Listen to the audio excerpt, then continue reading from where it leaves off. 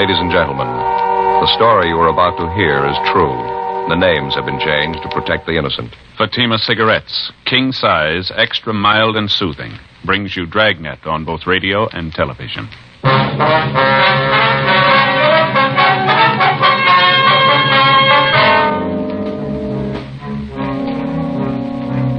You're a detective sergeant. You're assigned to homicide detail. A young man walks into your office and tells you that his best friend has been killed by unknown assailants. Your job? Investigate. Friends, the name Fatima has always stood for quality. Fatimas are distinctive, with a truly different flavor and aroma. And in king-size Fatima, you get an extra mild and soothing smoke, plus the added protection of Fatima quality. Remember, in Fatima, the difference is quality. Because of its quality, its extra mildness, its better flavor and aroma, Fatima continues to grow in favor among king-size cigarette smokers everywhere. Switch to Fatima yourself today. Ask your dealer for Fatima in the bright, sunny yellow pack. King-size Fatima. The difference is quality.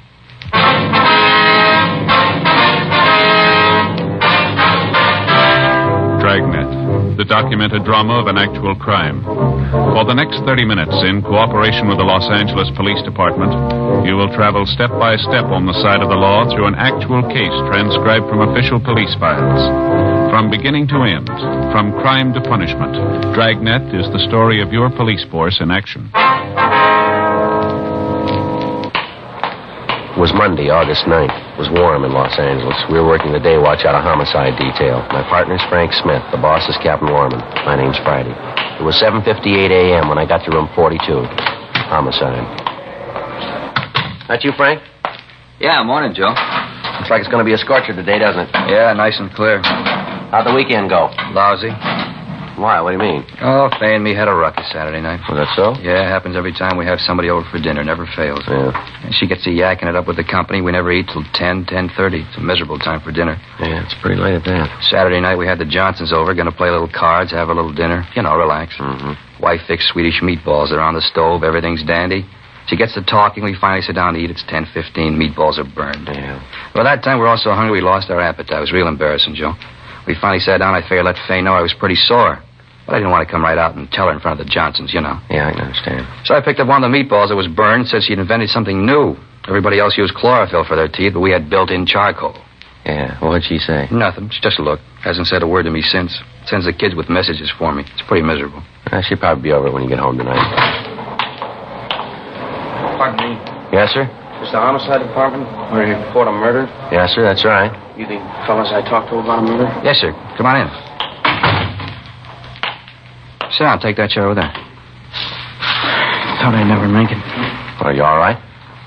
Yeah, now that I'm here, it's all right. Your face is pretty badly cut there. Those bruises, scratches on your throat. You sure you're all right now? Yeah, I'm all right. I never thought I'd get here. Times I was ready to quit, but then I'd think of Kevin, what they did to him, and I had to keep walking. I had to. For Kevin, I had to. Well, everything's all right now. You can tell us about it. I don't know where to start. What's your name, young fella? Bruce Hamilton. All right, Bruce. I'm Joe Friday. This is my partner, Frank Smith. Hello, Bruce. Oh. Now, we know that you must have been through a terrible ordeal, but you can tell us about it. It's all right. What day is today? It's Monday the 9th. Monday. Then it was Saturday night. Just 2 days. Seems like 10 years. We just finished dinner, sitting around the fire having coffee, trying to figure out whose turn it was to do the dishes. Then we heard them. You heard them? Who's that? Horsemen. Lots of them. They rode right into the camp. One of them yelled something, and they all stopped. Stood there looking at us. We didn't know what to do, who they were. We just stood there. Then this big guy, I guess he was the leader, said something to us in Spanish. We couldn't understand him. All right, go ahead. You see, Kevin and I go to school together. Summer vacation, we decided to go down to Mexico and do a little prospecting. That's the reason we were there. Mm-hmm. Go on. We just stood there and looked at him. Big guy said something else, and then they all laughed.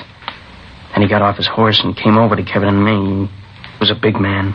When we tried to tell him that we didn't know what he was saying, he laughed and turned to the other men, and they laughed, too. Big guy said something else to him, and they all got off their horses and started to go through our things. Kevin told him not to and started to walk over to him to stop him. The leader hit Kevin and knocked him down. The men laughed at him, and Kevin got up and ran toward one of them. Kevin started to hit him. I broke away from the one that was holding me and ran to help Kevin. The big guy grabbed me and hit me in the face, knocked me down, started to kick me. I heard a shot. When I looked where Kevin was, he was all doubled up, holding his stomach. He hollered at me to help him. Then the guy shot him again. He fell down and didn't move. They all laughed, thought it was a big joke. I got up. One of them shot at me. I started running. I ran as fast as I could. He kept shooting.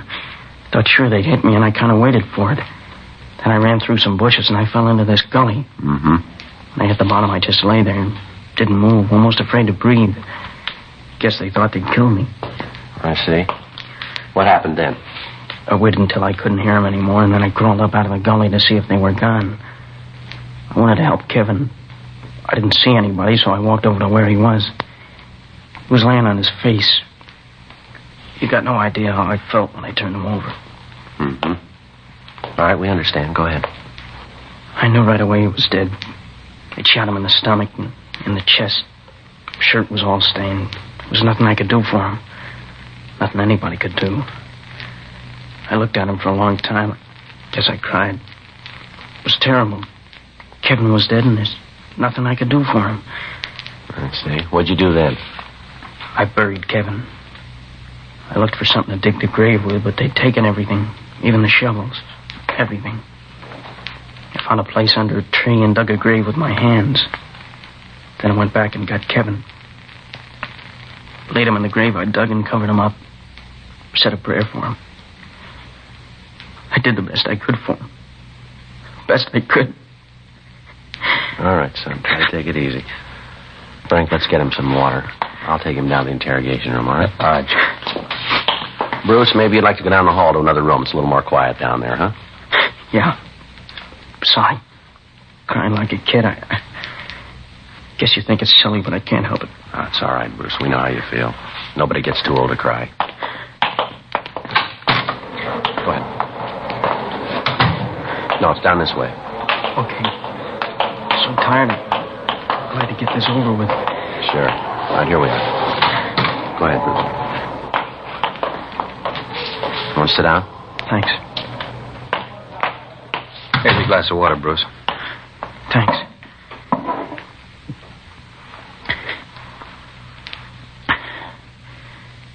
Tastes good. Helps. All right. Now, is there any more you want to tell us? Well, there's a little more. There was nothing I could do. I looked around. They'd taken everything. Dishes, food, supplies, clothes. I went over the mesquite bushes where we hid in our duffel bag. We kept all our money and papers in there. Wallets, identification, all our valuables. They'd found that. It was gone. They hadn't left anything. Well, they took everything. Didn't leave a thing, huh? Not a thing. What'd you do then? Started to walk. We parked our car just off the highway. It was about 5 miles. When I got to where we'd park it, the car was gone. I didn't know what to do. What could I do? All right. I started to walk to Ensenada to tell the police. Then I began to think that the bandits had taken my wallet. I didn't have any identification, no way to prove who I was. Couldn't even speak the language. Got scared that they might not believe me. Now, you walked all the way from Ensenada to the American border, is that it? That's right. I walked all Saturday night, and Sunday morning I found an old adobe house, and I crawled through a window and slept. I don't know how long I was asleep, but it was dark when I woke up. I started to walk again. I walked all Sunday night, too. When I got to the border, I was afraid to go through the gate, so I went down by the riverbed and found a hole in the fence. I crawled through and went over the American side. When I got there, I felt better. Safe. I figured that I'd go up to the first policeman I saw and tell him what happened.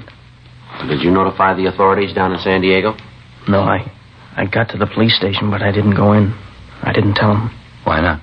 Like I said, I didn't have any way to prove who I was. I had no money. My wallet was gone. My clothes were all torn. Face was all cut. I thought it'd be better if I could get to Kevin's mother. If I could see her and talk to her, she'd know what to do. I hitched a ride. I wanted to go to San Francisco. Truck driver brought me this far. While we were driving, I thought more and more about what I'd say to Kevin's mother, how I'd tell her he was dead. Then I knew I couldn't do it. But I had to tell somebody. That's why I came to see you. Now, Bruce, we're going to have to go back down to Mexico. You'll be able to show us where the body is, won't you? Well, if I have to go, I guess I can. But I can tell you exactly where it was. I can give you a map, tell you right where he's buried. Do you want to give us that information now? Yeah.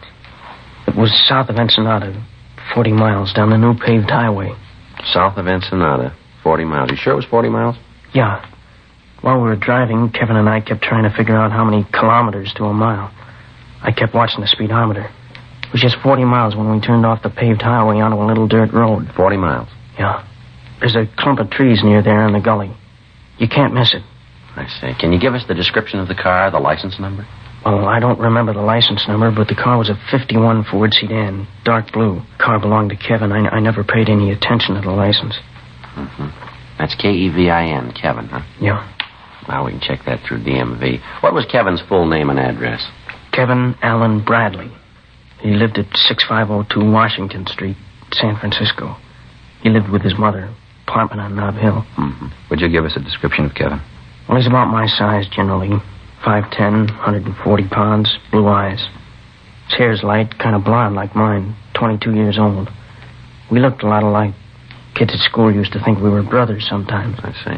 Joe, we better get a communication to the Mexican authorities, fill them in on the whole thing. Tell them we're coming down. Yeah. Contact San Francisco and let them handle that end of the thing. Mm-hmm. Get a teletype off the DMV in Sacramento, get a license number on the car. We better contact the San Diego PD and get a hold of Al Gate and fill him in on the thing. Yeah, that's a good idea. I'll stay here with Bruce. You want to take care of that? Uh-huh.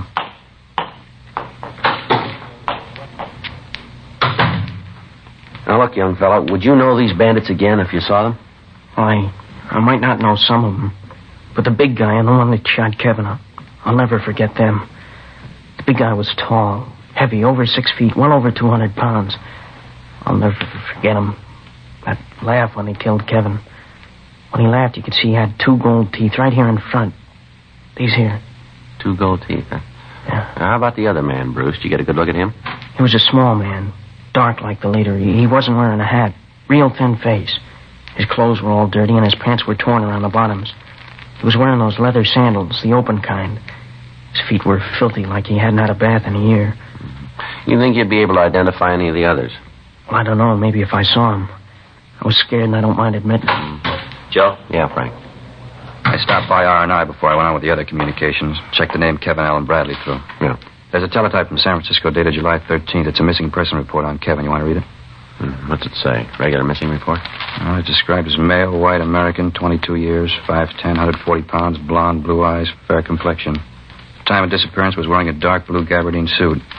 Driving a dark blue 1951 Ford, license number 1 Robert 2951. Something else, Joe. Mm-hmm. He was known to be carrying a sum of money in excess of $1,500 when he disappeared. $1,500. That's a lot of money, isn't it? Oh, not to Kevin. He was used to carrying that kind of money. See, his folks were pretty rich. He always had all the money he wanted. I see. Well, how about this missing report here, Bruce? What do you mean? Well, didn't Kevin's mother know that he was going to Mexico? Well, no. You see, they'd had an argument about where he was going to spend his summer vacation.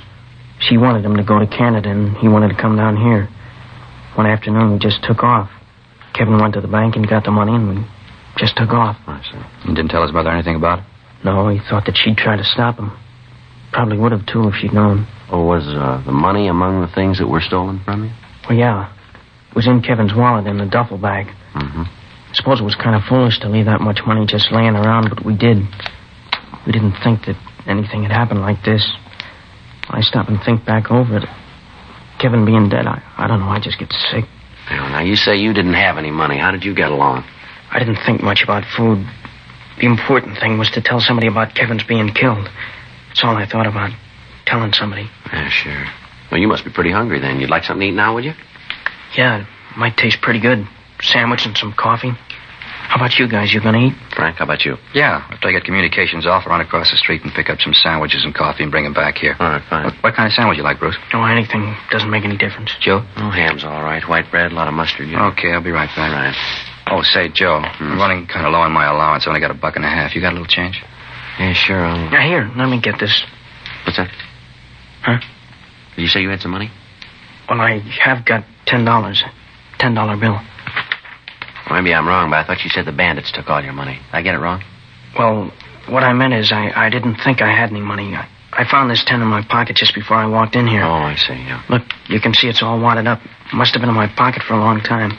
Just a 10 all wadded up. You know, it's all crumpled up there. You can hardly tell what it is, can you? Yeah, that's right. But you can see it's a 10. Mm-hmm. Sure. It's all wrinkled up. You can see how I missed it. Yeah. I'll tell you, why don't you put everything in your pockets right here on the table, huh? Why? What'll that show? All right, come on, boy. I haven't got anything in my pockets. Well, you found the 10. Maybe you'll find something else. All right, but I don't know what it's going to show. Pocket knife, handkerchief, comb. You got the 10 on the table there. That's all. Maybe there's something in your coat pocket. No, I don't carry anything in my coat pockets. Stretches them. Well, you take a look anyway, huh? I told you I don't use them. See? Nothing. How about the inside pocket? No. There's nothing there. Let's have a look, huh? I told you there's nothing there. Then you won't mind if we have a look. What's that you got there, Bruce? That's my wallet. Guess they didn't take it after all. Gee, thanks for finding it. You know, I probably wouldn't have thought to look for it. I just figured that it was gone. Here, let me have it. Let's see what's in it, huh? Well, just some cards, personal stuff like that. Nothing you'd be interested in. I forgot all about it. I feel pretty silly. I didn't even know it was there. Take a look, Joe. You say this is your wallet, is that right, Bruce? Yeah, it's mine. I told you it's mine. How about let me have it, huh? There's quite a bit of money in here, Bruce. Huh? I don't know, just a glance here. Looks to be about $1,000, doesn't it? Well, just a minute. I think I can explain that. Now, there's another thing here I don't think you can explain. What's that? The name in the wallet, Kevin Bradley.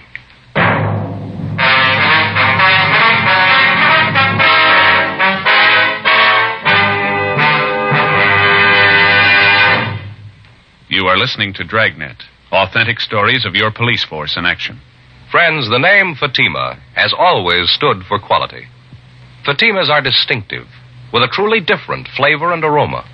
And in king-size Fatima, you get an extra mild and soothing smoke, plus the added protection of Fatima quality. Yes, there's a good reason why Fatima continues to grow in favor among king-size cigarette smokers everywhere. In Fatima, the difference is quality. Quality of tobaccos, the finest Turkish and domestic varieties, extra mild and superbly blended to give you a much different, much better flavor and aroma. Quality of manufacture.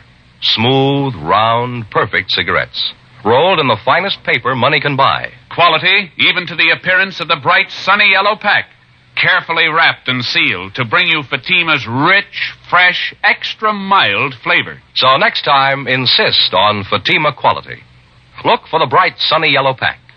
Smoke Fatima, the extra mild and soothing king-size cigarette, with the added protection of Fatima quality.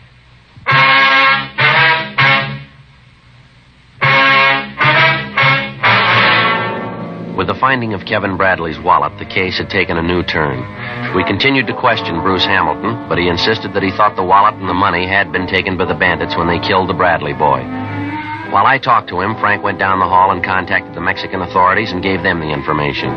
He gave them the description of Kevin Bradley and of Bruce Hamilton. They told him that to the best of their knowledge, there were no bandits operating in the vicinity, but they would dispatch a search party to go over the area. They said they would keep us advised of any developments that might arise. Frank also contacted the San Francisco Police Department and gave them the information. They said they'd take care of that end of the investigation. 11:47 a.m. Frank came back to the interrogation room, and we continued to question the Hamilton boy. Well, I've told you all I know. I don't know how the money got there. I was as surprised as you were. I don't understand it. You gotta believe me. Yeah, well, you're making it pretty tough to believe, Bruce. It's kind of hard to buy the fact that over $1,000 in Kevin's wallet turns up in your pocket and you don't know how it got there. But it's the truth. I don't know how I can convince you that it's the truth. Well, there are a couple of other things that aren't clear here. What? Tell me. I'm not lying. I've got nothing to hide. What's not right? Tell me. Well, this business of not telling the authorities. I told you I was scared that they might not believe me. You can understand that, can't you? Well, maybe up to a point. I thought that if I could get to Kevin's mother, then she could take care of it. I didn't know what else to do. And when I got to L.A., I had a chance to think about it, and I couldn't go through with it. I couldn't tell his mother. I couldn't face her. Bruce, when you described where we could find the body, you said it was about 40 miles down the paved highway, that right? That's what I said. Well, how long has it been since you've been to Mexico? Well, I told you I just came back from there. Don't you believe anything I've told you? Well, Joe and I just finished an investigation down in Mexico. Investigation took us about 70 miles south of Ensenada. We found the highway paved for only about 5 miles south. You say 40 miles. How do you explain the difference? Well, maybe I was wrong about the distance. Well, you're pretty sure when you first told us about it. Well, maybe I made a mistake. There's something else, Bruce. It's a little hazy here. I told you I want to help anything. How far south of Ensenada did you say you were? I said about 40 miles. Now I'm not sure. But you are sure that it was south of Ensenada. Well, yeah. And Kevin was killed on a Saturday night. That's right. And you started for the States right away. That's what I said. I started walking as soon as I found the car was gone. And you walked all the way to the border. Well, that's right. How'd you walk? What route did you take? I told you I stayed off the road. I was afraid of the bandits coming back. I walked along the roadside and then through the hills. I got off the roadside whenever I saw anybody coming. But you did walk all the way. Yeah, that's right. All the way from Ensenada to the border. And it took you how long? Well, Saturday night and Sunday night. I got a ride in San Diego in the morning. What time do you figure that you started for the border? Maybe 11:30, midnight. I don't know for sure. And you stopped at dawn? Well, yeah, I stopped and slept. Then I woke up and I started to walk. And you're asking us to believe that you walked over 100 miles in less than 14 hours. Is that right? Yeah. And through country like that? What do you think? That I'm making the whole thing up? Look at my face, my back. Here, look. Does this look like my imagination? You could have gotten these in a fight with Kevin. Maybe he didn't want you to take the money. You keep talking about the money. I try to tell you I don't know how the money got in my pocket. I don't know anything about it. You think I killed Kevin, is that right? Yeah, it looks that way, doesn't it? But he was my best friend. I had no reason to kill him. He was my friend. Now, look, son, we better get this thing straight for you. You've opened up a can of beans here. You waltz in here and give us a cock and bull story about this killing. Parts of your story we can't buy. Why are you trying to sell it to us? You lied about the road. You lied about the money. The story about how you walked doesn't ring true. You want to know what I really think, Bruce? I think the whole thing's a lie from start to finish. A lie. Now, let's come off it. Who killed Kevin Bradley? I don't know. I don't know. Now, get this straight, Bruce. Did you kill him? Huh? Did you kill Kevin Bradley? Is that the reason for this story? No, I didn't. Well, somebody did. Can you tell us who? You're getting me all mixed up. You're the one that's getting it mixed up, Bruce. We just want to know who killed Kevin Bradley. We think maybe it was you. Looks like it might have been. No, it couldn't be. Leave me alone. I didn't do it. Why couldn't you have done it? Looks like you did.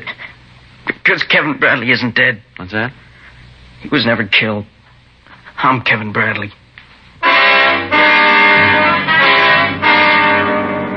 The boy broke down completely and admitted that the whole thing was a hoax. He said he hadn't been in Mexico at all, but that he'd spent the past week in a downtown hotel working out the story that he planned to tell us. He admitted that the wounds were self-inflicted. He explained that he had scratched his own face and hit himself with a rock to produce the cuts and bruises. He went on to say that he had picked Mexico as the scene of the false killing because he thought the story would be more difficult to trace. Like many citizens, he was unaware of the close cooperation between American law enforcement agencies and the Mexican authorities. We asked him about the existence of a Bruce Hamilton, and he told us there was such a boy in his class at school. 12:50 p.m.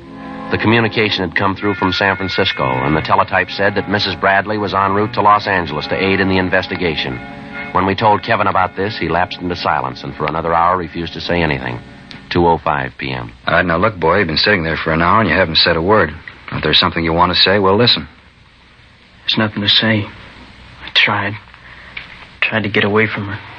All my life she's told me what to do. I tried to tell her, but I couldn't. Nobody would understand. You can't. Every time I tried to get away, she'd say something or do something, so I couldn't leave. I was trapped, and I didn't know what to do. Then I thought I did know, and even that didn't work. I thought that if you told her I was dead, she'd forget me. Leave me alone. I can't even die right. Kevin, you're here. I knew what they told me was wrong. I knew you were all right. Hello, Mother. What's happened to you, Kevin, darling? Your face, your clothes. Oh, my poor baby, how did this happen? Are you all right? Oh, your poor face all cut. What's happened, Kevin? It's all right, Mother. No, it's not all right. I don't know what happened or who did this awful thing, but I'll take care of it.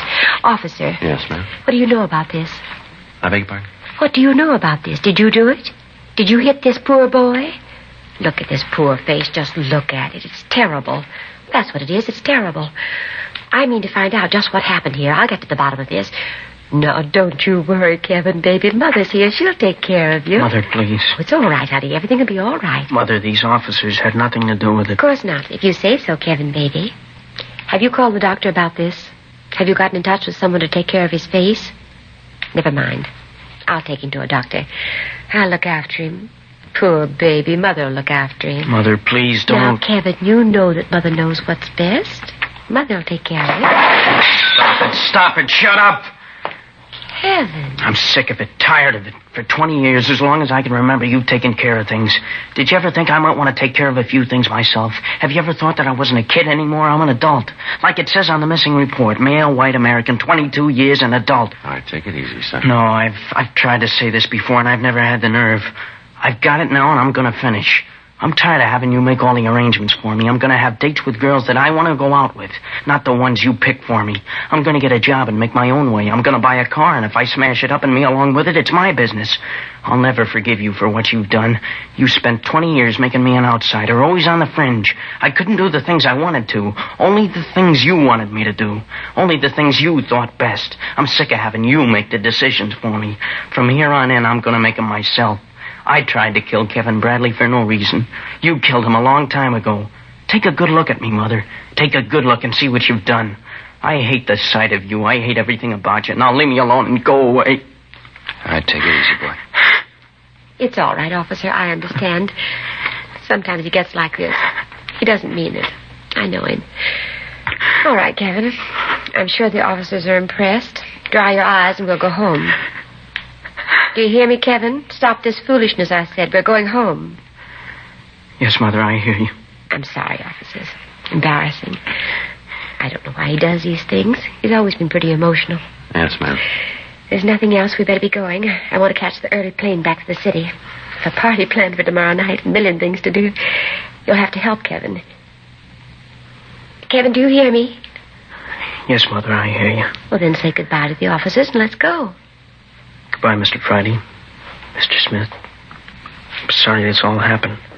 Yeah, so are we, son. I tried, Sergeant. Just didn't work, but I did try. Kevin, let's go. I don't want to miss that plane. Yes, Mother.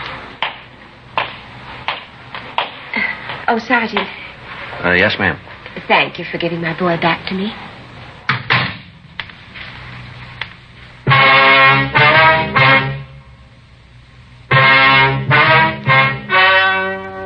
The story you have just heard was true. The names were changed to protect the innocent. On August 9th, the matter was taken before the city attorney for a decision. In a moment, the results of that decision. Now, here is our star, Jack Webb. Thank you, George Fenneman. Friends, if you're planning a trip this coming holiday weekend, I'd like to suggest that you take Fatima's along with you. Get a carton or two, and that way you'll have enough to last the trip. In Fatima, the difference is quality. Quality that gives you extra mildness and a really different flavor and aroma. You get an extra mild and soothing smoke, plus the added protection of Fatima quality. That's king-size Fatima in the bright, sunny yellow pack and carton.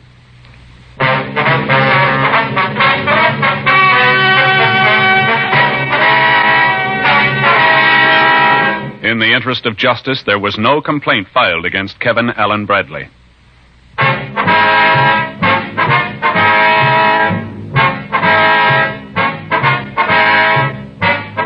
You have just heard Dragnet, a series of authentic cases from official files. Technical advice comes from the Office of Chief of Police W.H. Parker, Los Angeles Police Department. Technical advisors Captain Jack Donahoe, Sergeant Marty Wynn, Sergeant Vance Brasher. Heard tonight were Herb Ellis, Edwin Bruce, Sarah Selby. Script by John Robinson. Music by Walter Schumann. Hal Gibney speaking. King Size Fatima has brought you Dragnet, transcribed from Los Angeles.